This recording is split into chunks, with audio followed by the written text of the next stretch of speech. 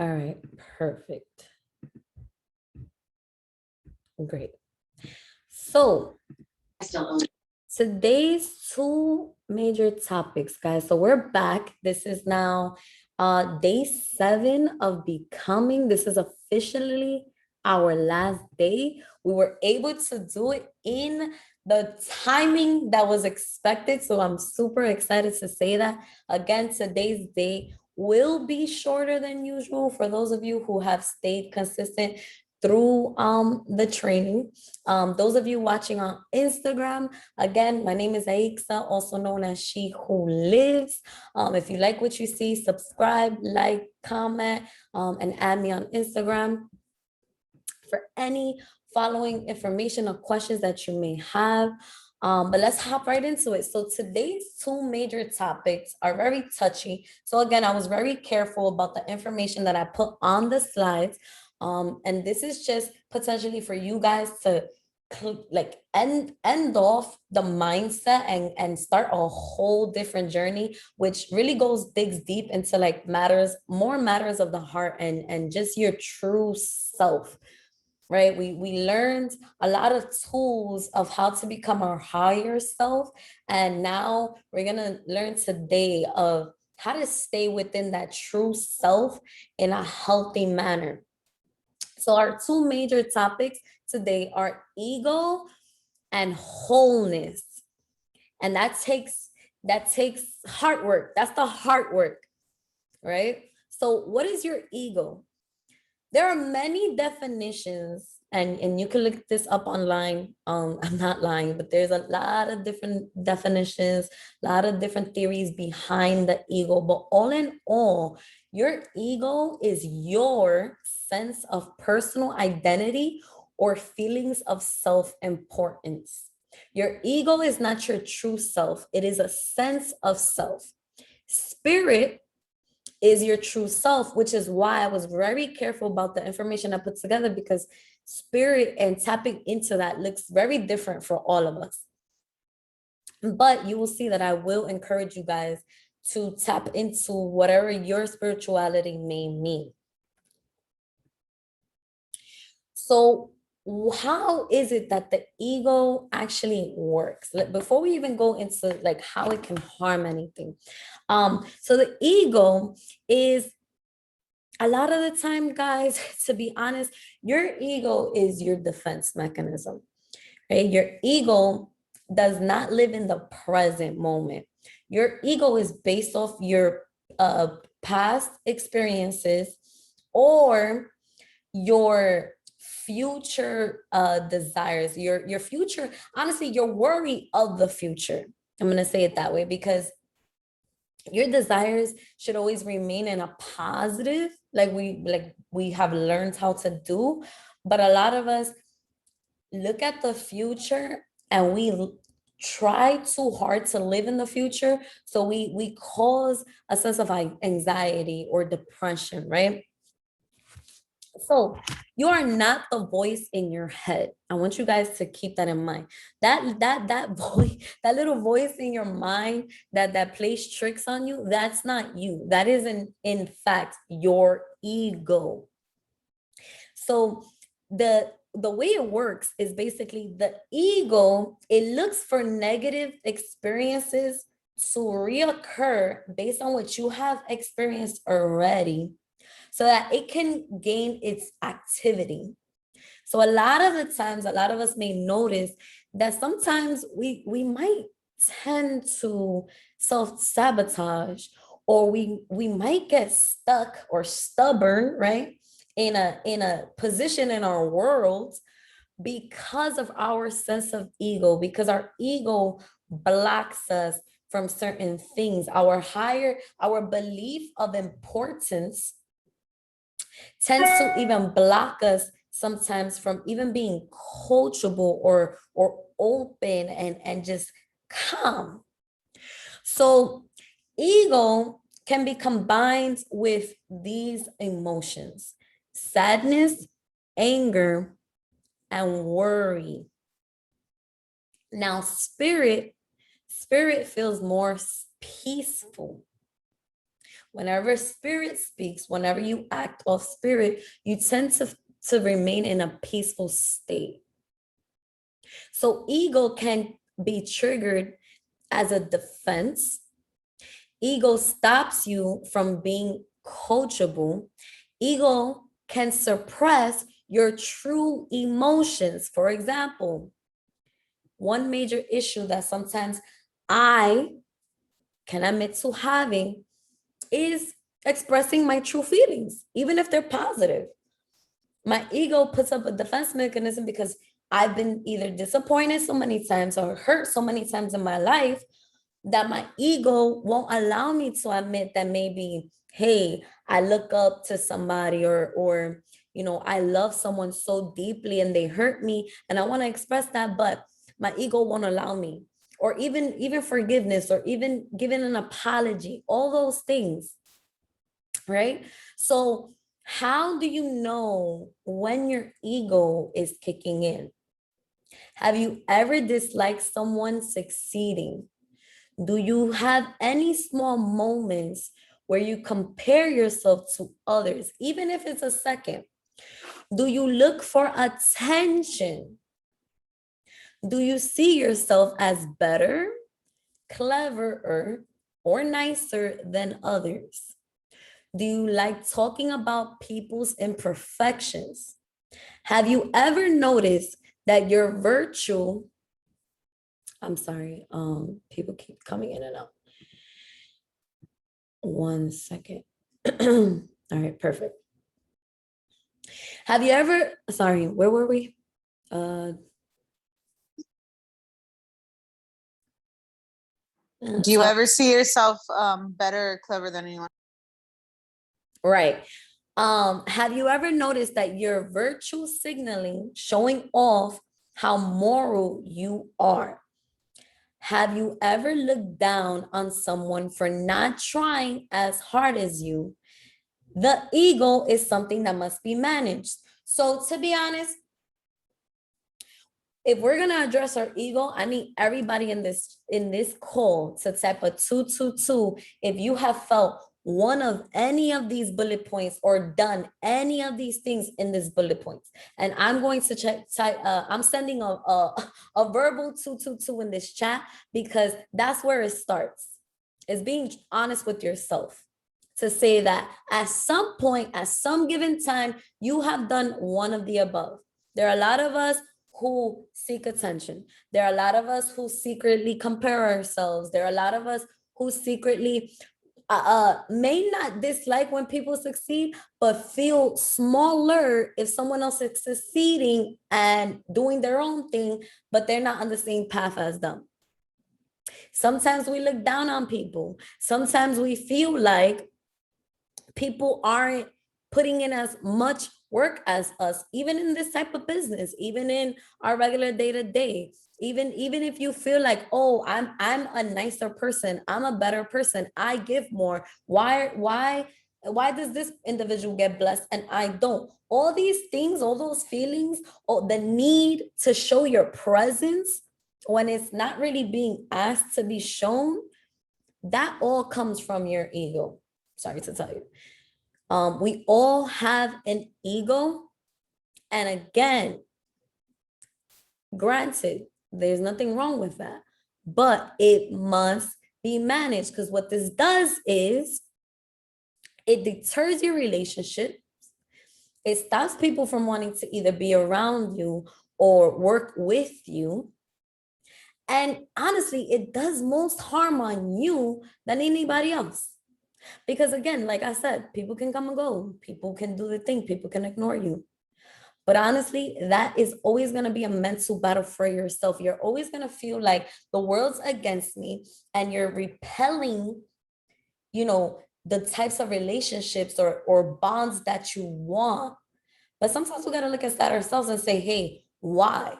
Why is it that this happens? There's no way, sorry, if this is always reoccurring, if something's reoccurring more than once in your life, it's time for you to question yourself. So I just wanted you guys to sit with that stuff. It's not to badger anybody, because like I said, we all have an ego, and then we all have a defense mechanism and is used in different ways. And there are different things, different triggers. And this is where you start the journey of becoming conscious of that. So what helps? Remain in a state of gratitude at all times. A lot of us don't know how we think that gratitude is a momentarily it's a momentary action, when in fact gratitude should be a mentality. It should be a mentality. It should be a sense of being. Being a grateful individual is very different from just being grateful for the 3 seconds that you type your gratitude for the morning or for the day, or you write it down just to put yourself into a positive mindset for the moment, and then you let it go for the rest of the day. If anything happens to you and that's it, your gratitude goes out the window in that instance, you're not a grateful individual. Don't consider yourself a grateful individual, because that's clearly something you need to work on. And a lot of what we have to do when it comes to the ego is start being honest with ourselves. Because we identify as grateful people. We identify as people who don't give into our ego, but a lot of 9 out of 10 times, it's not the case. It's not the case. So again, remain in a state of gratitude. Instead of looking at gratitude as as part of a routine, you must look at it as a mindset, as a state of mind. That is your being. Your being is grateful. Be present. Be present. And I'm going to stress this to everybody on this call, because in this industry, in this lifetime, with all the distractions, right? And I've given you the statistics on how distracted we are. Being present is one of the most challenging things for the average human today. And that is not a coincidence, guys. That is why it's so important to build your consciousness, so that you can reinforce that and fight that paradigm to remain present right now. Because remember, your ego is either looking back at the past or too far ahead in the future, and is not being honest about where you are right now. You cannot be cocky about being, I don't know, an 8-figure earner, an 8-figure trader, a chairman, this, a business, whatever, a boss. You can't be cocky about something that's you truly believe is going to happen in the future. That is the difference of consciousness and being in the present. Correct. We have auto-suggestion. Yes, act as if, but always maintain that energy. Always be an open-minded individual, because again, at any given moment, you can lose even the smallest thing that you have right now to be taught that lesson until it's beat down to your brain, into your body, of how to maintain that grateful energy and get out of your ego to become the higher sense of self that you're looking to become. Be conscious of your triggers. Question yourself before you question somebody else. If somebody comes to you and they have an amazing idea, or for example, if I'm doing this presentation and everybody falls in love with it, great. At the end of this call, let's say, I don't know, someone off the call decides to criticize me first and then say, but the call was amazing though. Why did you feel the need to give me your criticism when I didn't ask for it? Criticism is something you actually should ask for permission for. A lot of people don't know that.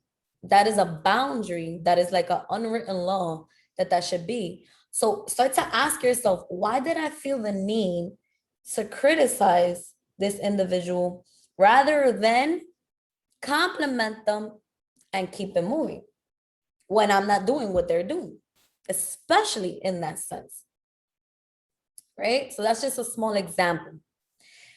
Educate yourself on the ego. So again, I was very careful about the information I put on this because again, the ego is a sensitive topic. It's very deep and a lot of people are not fully ready. We're still working on getting you guys out of that paradigm. So a lot of people sometimes their program is not ready to hear certain things about the ego, but I do highly suggest that you do that research for yourself. I highly suggest that you watch some videos, that you read, because even me myself, I've been watching a lot of videos about the ego, and there's different perspectives that fall into it. There are different theories. You know, it gets testy when it comes to faith and religion and certain things. So you have to do that research for yourself.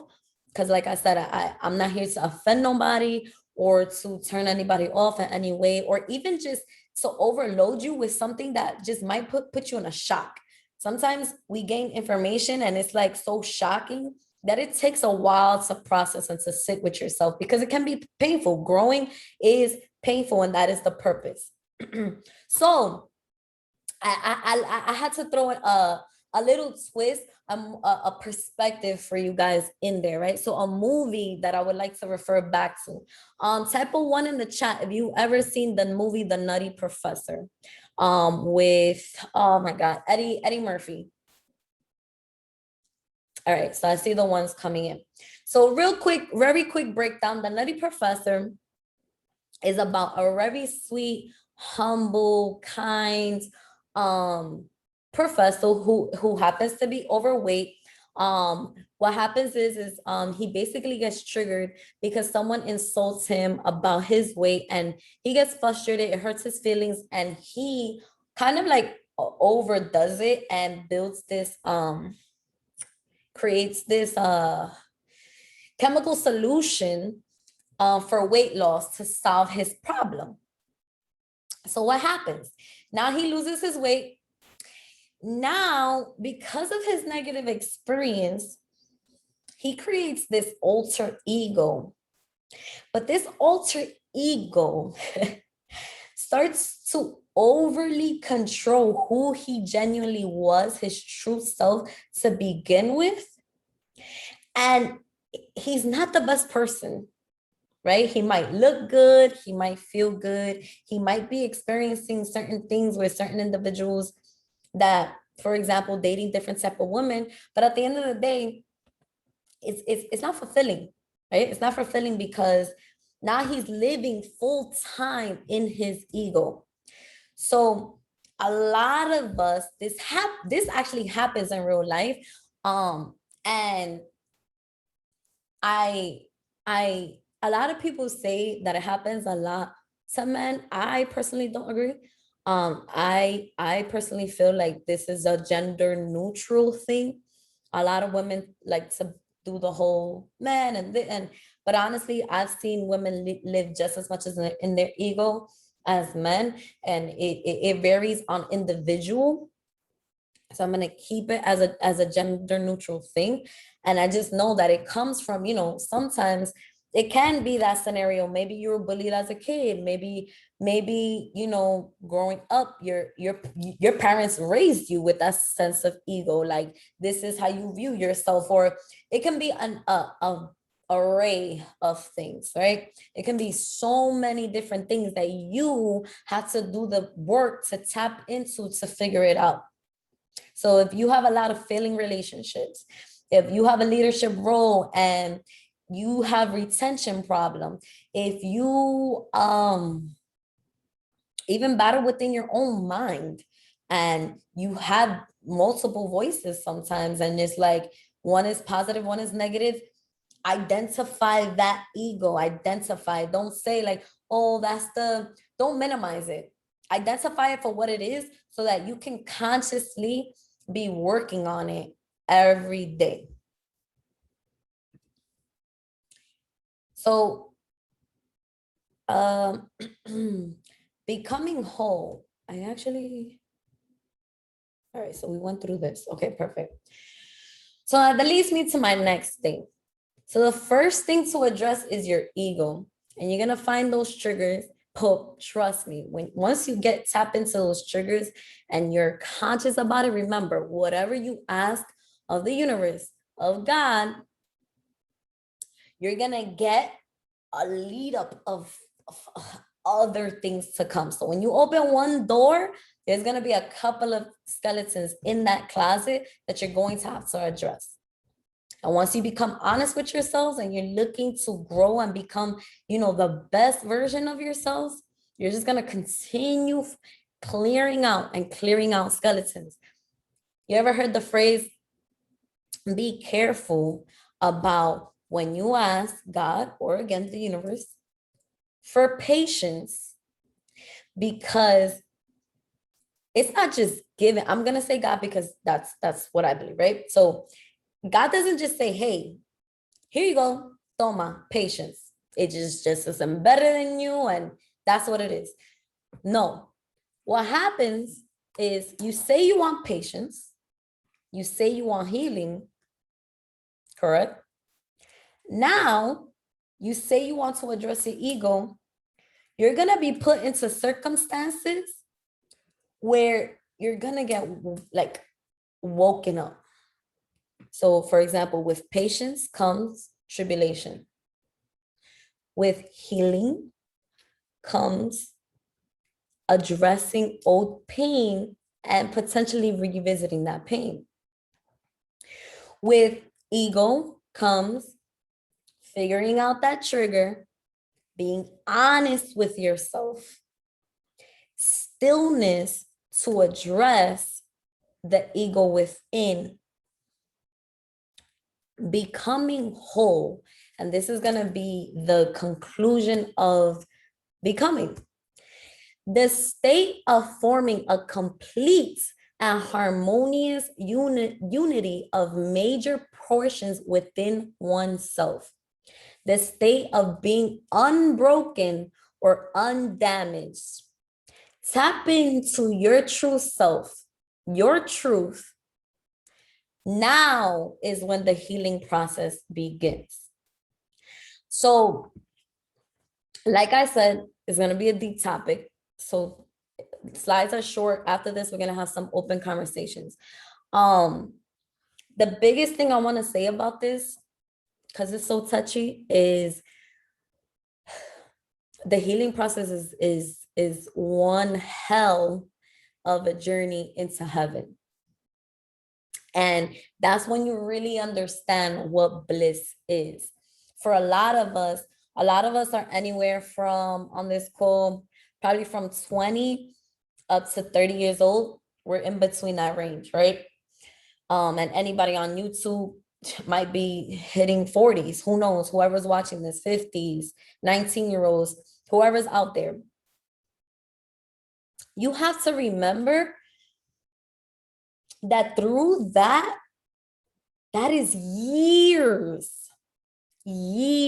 and years of unresolved trauma, of negative experiences. It doesn't necessarily have to be a trauma, but it can be negative experiences that sometimes, with who we are today and the way we're being drowned with this distraction, that 90% of us are not addressing those things because we're so busy chasing a dollar. We're so busy taking care of family. Like, all these things are distractions. All of these things, anything that is not down to the core of true self, your spirit, the inner portion of you that you forget to tap into, is a distraction. Whether it's family, whether it's you feeding the homeless sometimes, even anything that is outside of yourself right now is a distraction, especially during your healing journey. So it's so vital, and I stress this to everybody around me, that you make that alone time for yourself. So how to basically gauge with your wholeness journey. Look to your spiritual self.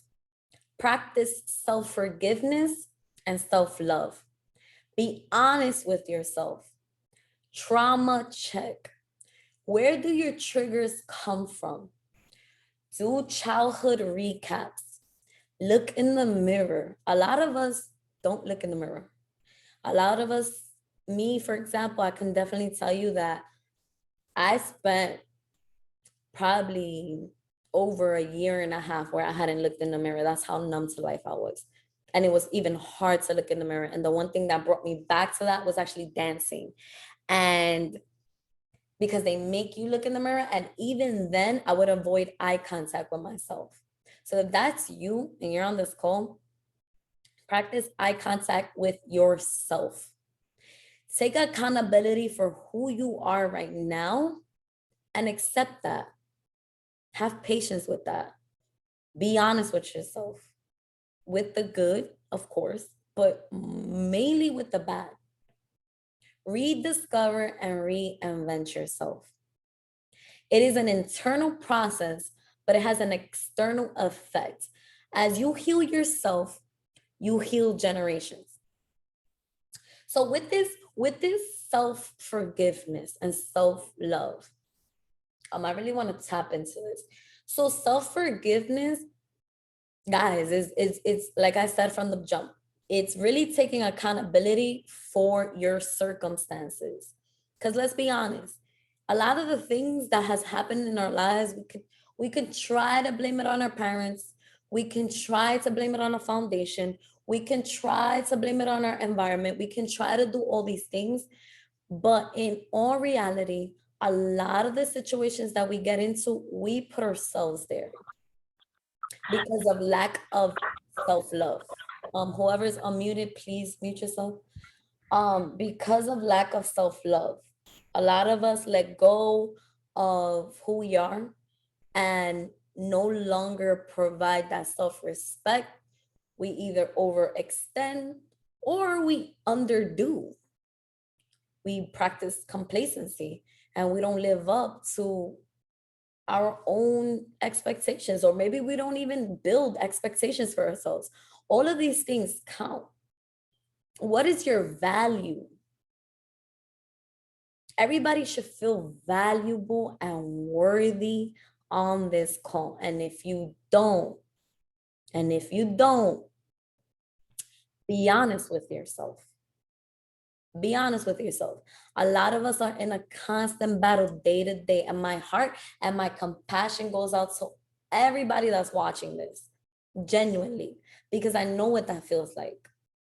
But through that, I found my purpose, because I always told myself, like, I wanted to be that one person that can go through the mental, battle, that can go through battling suicidal thoughts, battling disease, battling, being, I've been, guys, one day I'm gonna write a book.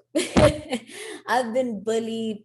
I've had ugly duckly syndrome for I don't know how many years. And I have had those days where I felt like I didn't even know why I existed. You know what I mean? And I know that's deep and that's it sounds dark, but it's the reality. It's my truth.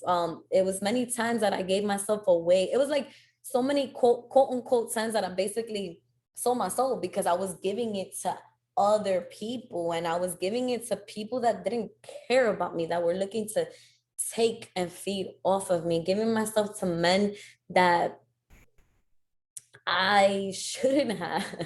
I shouldn't have, just to find a sense of love, because I was avoiding the fact that I didn't really love myself.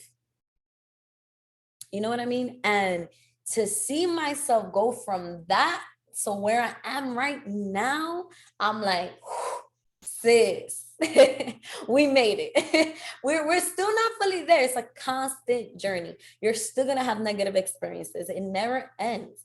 But once you do the deep dark work and you break that, it'll be more like rejuvenation every time a negative experience occurs. Right? So you kind of like build the skin. You become like a, what what is an animal that basically regrows itself? Is it a lizard or is it like a caterpillar? One of those animals. A starfish. You become like a starfish, where if they cut up one of your tentacles, it grows right back. But we got to work our way up to that starfish like inhibition, right? So being honest with yourself again, if you are someone that right now you don't feel worthy of the goal that you have, and it's a constant battle every single day in your mind, or you're a mom and you don't feel like you're the best mom, or you're a dad, or you're always so hard on yourself, and that's a lot of us. That's a lot of us. That's including myself. You're beating yourself up. There's days that it's hard to get out of bed. There's days that you want to say F it all. We all have that, especially during these times where everything that's going on in the world, with all the negativity that's being drained in our mind, and the mental health is at its ultimate high. And we have to stay aware of that because we can control that.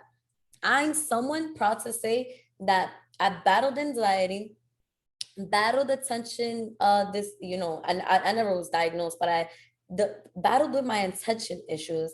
I battled with depression. I've battled with suicidal thoughts. And each time I pulled myself out without going to the doctor, without, it was all mental processing, knowing how to put myself in the right mental state. Because in all honesty, all anxiety is it suppressed emotions. So speak your truth. Go out there and speak your truth. Be okay with saying when you need help, asking for help. That is a big one, no matter what it is. Financial, emotional. Find people, get around people that you trust, and never fear looking for help. Now, I can understand if you're getting ignored, that's different. But a lot of us don't look for help. Why? Because of our ego. Because we're scared, because we have to prove a point, because we have this higher sense of self, because we believe that we're going to bully this. People need people. That's the reality of it. People need people. Therapists need therapists. And it's just a cycle of cycle of cycle of cycle. We are here to learn from each other. We are here to heal each other. There's a lot of people on this call or even on YouTube today that, had I not done the healing that I've done, would not even open their mind to being healed. And that's something that gets me up out of bed every day, because I tell myself, if I stay in bed today, if I allow myself to drop and go low, there's another me or multiple me's out there in the world right now that feel this way, that don't believe that they can suffice. And that keeps me going. And that is like my ultimate why. Because I've had 2 years ago, I had a younger cousin who was about 25 years old at the time, take his life. My great grandfather took his own life.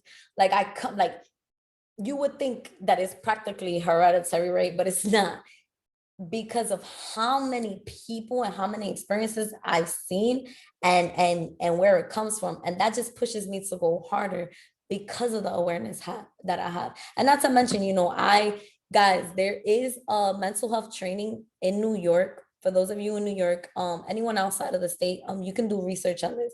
It's free. Get mental health certified. Get mental health certified. Once you get mental health certified, you gain a different perspective of different options, and you'll always be an important resource to anybody in your life. It doesn't need to be a job. It doesn't need to be a job. It can just be, you never know what people are going through. That one person might come to you. You might provide them with a resource and it'll change their life, right? Because we're not equipped for that. A lot of us on this call who don't have that experience are not equipped for that. So where do triggers come from? A lot of it comes from our childhood, believe it or not.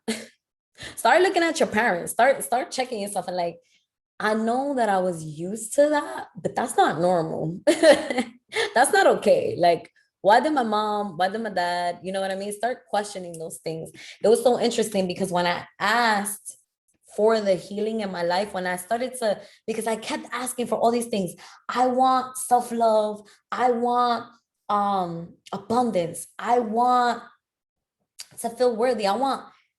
But the last thing that I had to add onto my book, and it was, I mean, into my list, and it was actually when I came across a book.